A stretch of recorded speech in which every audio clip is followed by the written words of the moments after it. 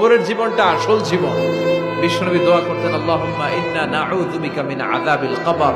আল্লাহ, আমি আপনার কাছে কবরের আযাব থেকে পানাহ চাই, কবরের আযাব থেকে বাঁচতে চাই। এই কবরের মধ্যে অনেক ফিতনা হবে, অনেক সুয়াল হবে। কবরে প্রশ্ন আছে না নাই? কথা বলেন। প্রথম প্রশ্ন জিজ্ঞেস করা হবে, মার রব্বুক, তোমার রব কে? বলেন, আমাদের রব কে? ওয়া মা দীনুক, তোমার ধর্ম কি? বিষ্ণুনবীর চেহারা দেখিয়ে বলা হবে, তাআরিফু মান হাযা রাজুল, এই লোকটারে চিনো? আমরা কি বলবো?